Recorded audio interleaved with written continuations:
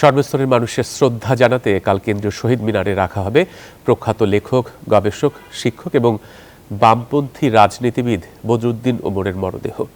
জুরাইন কবরস্থানে বাবা মায়ের কবরের পাশে শায়িত হবেন তিনি। ফ্যাসিবাদ বিরোধী লেখক বদরুদ্দিন ওমরের মৃত্যুতে শোক জানিয়েছেন প্রধান উপদেষ্টা ডক্টর মোহাম্মদ ইউনূস ও বিএনপির ভারপ্রাপ্ত চেয়ারম্যান তারেক রহমান। সকাল 10টায় রাজধানীর একটি হাসপাতালে শেষ নিঃশ্বাস ত্যাগ করেন তিনি। যারা ভালো ভালো ছাত্র আগে তারা রাজনীতি করতে আসতো, এখন কোনো ভালো ছাত্র চিন্তাই করতে পারে না রাজনীতি করবে। না ফেরার দেশে লেখক, গবেষক, বুদ্ধিজীবী ও বামপন্থী রাজনীতিবিদ বদরুদ্দিন ওমর 94 বছর বয়সে রোববার সকালে রাজধানীর একটি হাসপাতালে মারা যান তিনি। বদরুদ্দিন ওমরের মৃত্যুতে ফ্যাসিবাদ বিরোধী দেশের রাজনীতির আকাশে জমেছে শোকের মেঘ। বেলা 12:15টার দিকে তার মরদেহ লাশবাহী ফ্রিজিং গাড়িতে বাসায় নিয়ে যাওয়া হয়। আগামীকাল সকাল 10টায় কেন্দ্রীয় শহীদ মিনারে শেষ শ্রদ্ধা এবং লাল সালাম আমরা জানাতে চাই এবং তারপরে দুপুরে তাকে দাফন করা হবে জুরাইন গোরস্থানে।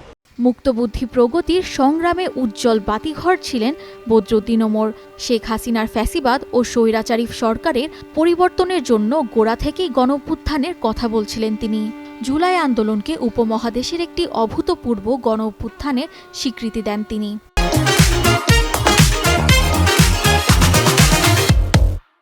বাংলাদেশ কি বলে institute of cardiology and hospital, ওইটা পারলাম না আমরা আজকে সকালেই আমাদের ছেড়ে চলে গেলাম। রাজনৈতিক আন্দোলন সংগ্রামের সংগঠনের মধ্য দিয়ে তিনি সেই শোষক শ্রেণীর বিরুদ্ধে তিনি সক্রিয় থেকেছেন। আজকে 24-এর গণঅভ্যুত্থান, এটা তিনিই প্রথম স্বীকৃতি দিয়েছিলেন। মানুষের মুক্তির স্বপ্নে কিভাবে নিয়োজিত করতে হয় তার দৃষ্টান্তের জন্য বহু প্রজন্ম তার কাছে ফিরে আসবেন। বদরুদ্দিন ওমরের মৃত্যুতে গভীর শোক প্রকাশ করেছে প্রধান উপদেষ্টা ডক্টর মোহাম্মদ ইউনূস। শোকবার্তায় প্রধান উপদেষ্টা বলেন, বদরুদ্দিন ওমর ছিলেন মুক্তবুদ্ধি ও প্রগতির সংগ্রামের এক উজ্জ্বল বাতিঘর।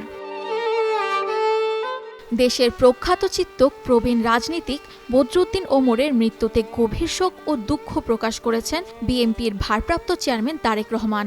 বিবৃতিতে বিএনপির ভারপ্রাপ্ত চেয়ারম্যান বলেন, স্বাধীন চেতা, নির্ভীক কণ্ঠস্বরের বিদায় জনমনে হতাশার সৃষ্টি করেছে।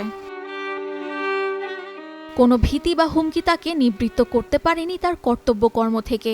স্বৈরতন্ত্রকে উপেক্ষা করে তিনি তার স্বাধীন মতামত প্রকাশে কখনোই কুণ্ঠিত হননি। তিনি এদেশে ছিলেন স্বাধীন বিবেকের এক প্রতীক। সামিয়া মাহতাব রোজা, নিউজ 24, ঢাকা।